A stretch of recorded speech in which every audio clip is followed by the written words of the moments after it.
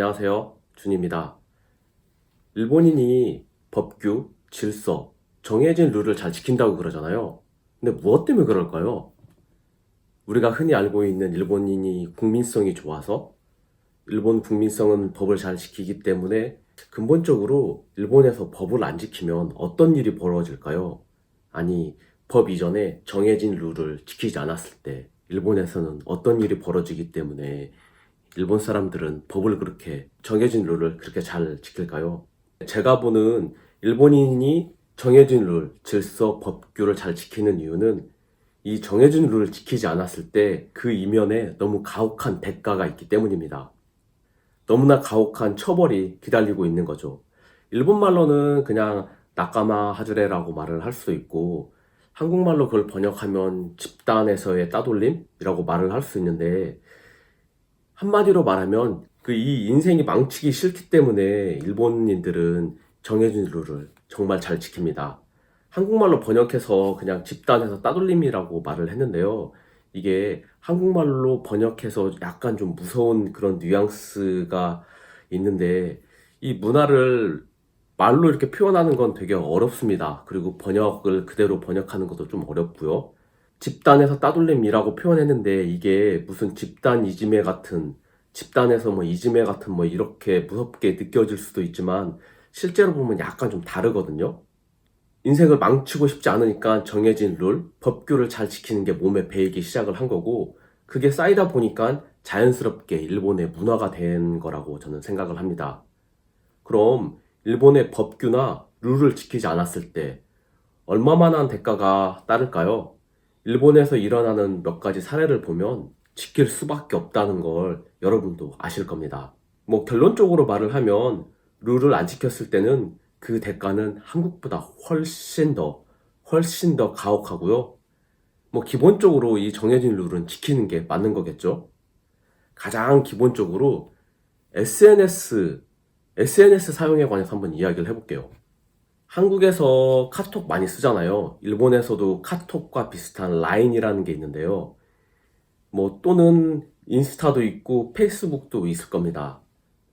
그런데 회사원들의 대부분은 이 SNS에 자기 얼굴을 노출하는 걸 극히 꺼립니다. 대부분 극도로 자기 얼굴을 노출하는 걸 꺼립니다. 더 중요한 게 회사 관련 또는 회사 이야기를 조금이라도 SNS에 노출하지 않아요. 회사 이야기 절대 안 합니다. 한국 회사도 회사 관련 이야기를 SNS에 하지 말라고 그렇게 분명히 교육을 시킬 건데요. 회사 관련 이야기를 노출하지 않는 건 뭐 불문율이죠. 근데 만약에 이런 SNS에 회사 이야기, 회사에서 일어난 조그마한 이야기라도 하게 된다면 이게 어떻게 되냐?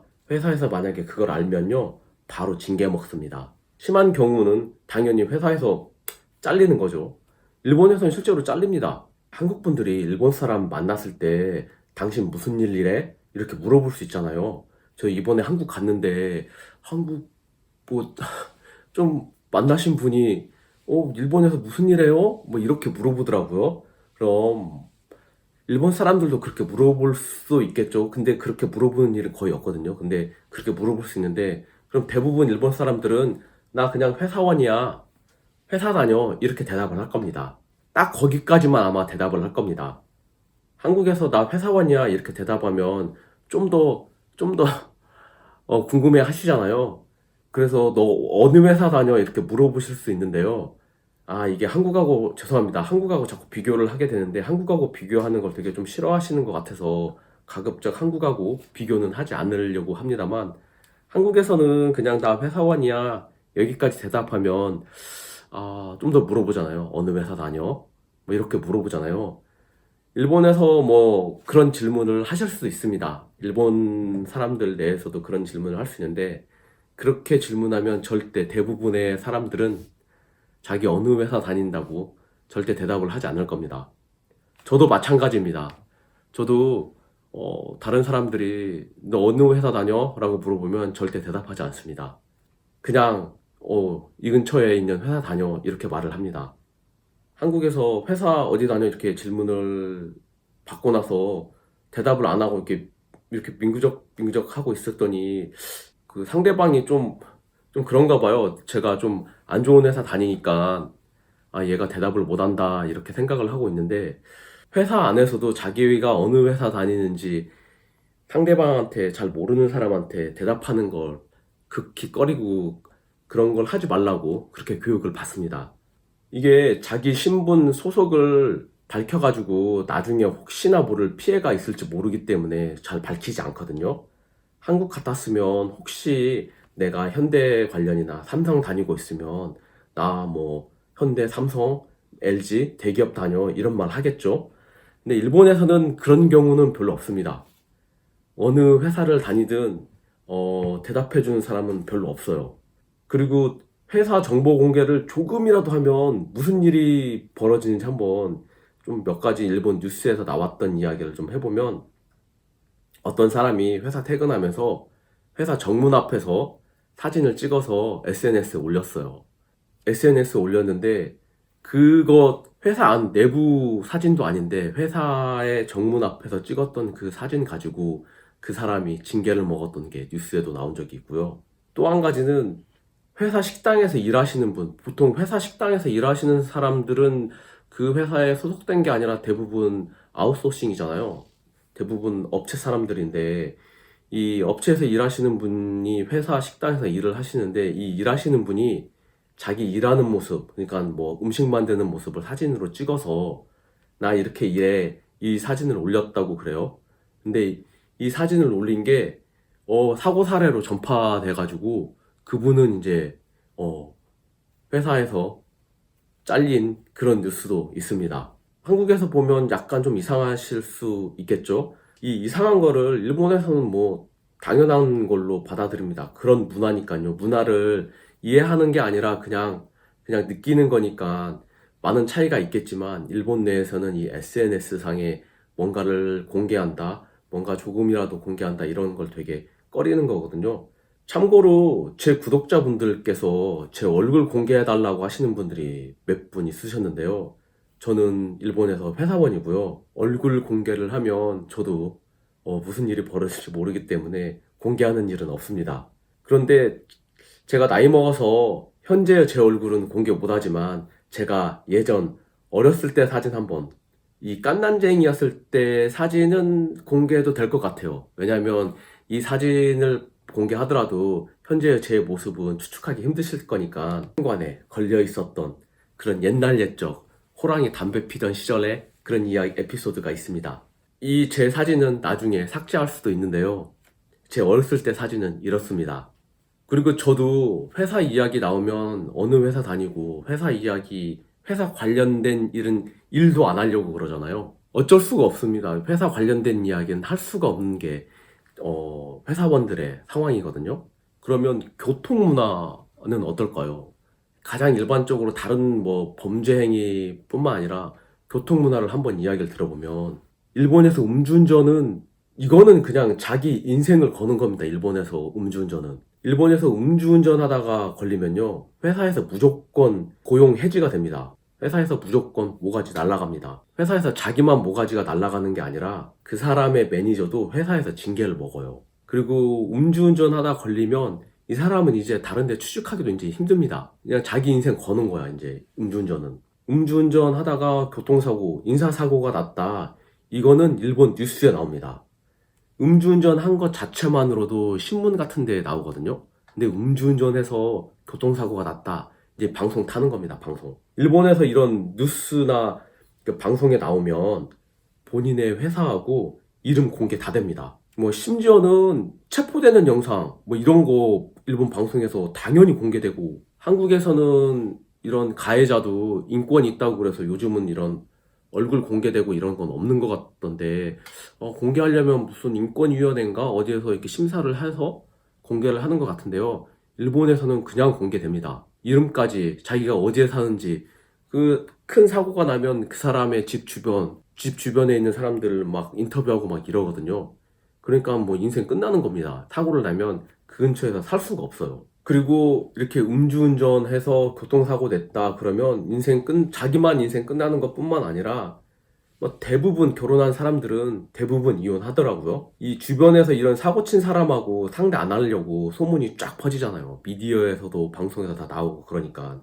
그러니까 이 사람들하고 상대를 안 하려고 그러니까 결혼한 사람들은 이제 배우자분이 못 버티고 거의 이혼을 한다고 그럽니다. 그리고 애들이 있으면 애들 데리고 이제 다른 곳으로 가는 거죠. 왜냐하면 그곳에서는 이제 사람들이 이 사람은 사고 친 사람이라고 알고 있고 애들한테도 사고 친 집에 애라고 알고 있기 때문에 다른 곳으로 이사 가는 게 이제 보통이더라고요. 그럼 음주운전 아니라 그냥 교통사고 나서 가해자가 됐다. 사망사고가 아니라 교통사고만 내서 가해자가 됐다. 이 정도 되면 회사에서 잘리지는 않은데 문책은 당합니다. 이게 문책 당하는 게 간단한 게 아니라 진급시에도 이게 영향을 받거든요. 인사고과에 영향을 받습니다. 교통사고에 가해자가 됐다 이러면요. 그냥 당장 3년간은 인사고과 바닥을 깁니다. 뭐 그거는 거의 일본 내에서는 대부분의 회사들이 그런 것 같아요. 특히 형사사건이 벌어지면 일본 내에서는 회사에서 무조건 징계가 나옵니다. 그 징계 나오는 게 자기만 징계를 받는 게 아니라 자기의 매니저까지 같이 징계를 받기 때문에 당연히 인사고과, 자기 고과를 주는 그 매니저도 징계를 받았는데 인사고과가 좋을 일이 없잖아요. 근데 또 하나가 만약에 교통사고가 났는데 인사사고로 사망사고가 일어났어. 교통사고 내가 가해자인데 상대방이 사망사고가 일어났어. 이러면 운전자는 현행범으로서 그 자리에서 그냥 바로 체포됩니다. 당연히 체포되고 그러면 뭐 당연히 회사에서 잘리는 건 당연한 거고요. 그리고 또 이 사망사고가 나면 사망자 쪽 장례식 할 때 당연히 가해자 쪽 사람들도 가서 사죄를 하겠지만 회사 임원도 가서 사죄를 합니다. 한국에서 봤을 때는 이해가 안 될 수도 있지만요. 일본에서는 그렇습니다. 만약에 생각을 해보세요. 현대나 삼성에서 일하는 사람이 사고를 나서 가해자가 나서 상대방이 사망사고가 죽었어. 그러면 그 사람뿐만 아니라 그 회사의 담당 임원이 가서 사죄를 합니다. 당연히 뉴스에도 나오는 거고요. 아까 말한 형사사건 이야기가 있었잖아요. 이게 만약에 부부싸움을 해서 뭐 폭행이 일어났어. 그래서 주변에서 경찰에 신고를 했다고 생각을 해보면요. 그 경찰이 와서 폭행이 일어난 거에 관해서 이제 조사를 받잖아요. 그러면 이 사람도 회사에서 징계를 받습니다. 민사사건은 회사마다 좀 룰이 다른데 형사사건에 관해서 일본 내 거의 모든 회사는 회사에서 처벌이 있습니다. 이 폭행사건 이런 것도 되게 조심해야 됩니다. 부부싸움을 해서 시끄럽게 해서 주변에서 경찰에 신고해서 조사를 받았어. 근데 이게 폭행이었어. 그러면 회사에서 무조건 징계를 받고 그 사람의 매니저도 징계를 받습니다. 그렇기 때문에 얼마나 가혹한지 아시죠? 인사고과는 뭐 이제 회사에서 진급하기는 이제 끝난 겁니다. 일본 내에서는 이렇게 좀 되게 심해요. 이런 룰을 지키지 않으면 자기뿐만 아니라 회사 내에서도 자기의 인생, 진급은 뭐 둘째로 다 날아가는 거고 사망사고가 일어났다? 그러면 이 사람은 이제 회사에서 고용 해지가 될 뿐만 아니라 다른 곳에 취직하기도 되게 힘든 상황이 벌어지거든요. 큰 부분에 관해서 이야기를 한 거고요. 작은 부분도 마찬가지입니다. 이제 이런 것들이 모여져서 룰을 지키다 보니까 일본 내에서는 법규를 잘 지키고 회사 안에서 정해진 룰을 잘 지키게 되는 거죠. 이게 좀 큰 걸 이야기를 했는데 작은 부분도 마찬가지거든요. 이거 심지어는 딱지 끊잖아요. 딱지 끊는 것도 회사에 따라서는 인사고과에 영향을 줄 수가 있습니다. 딱지 끊는 거는 이게 형사사건까지 가지 않기 때문에 회사에서 모를 수가 있잖아요. 회사에서 대부분 모릅니다.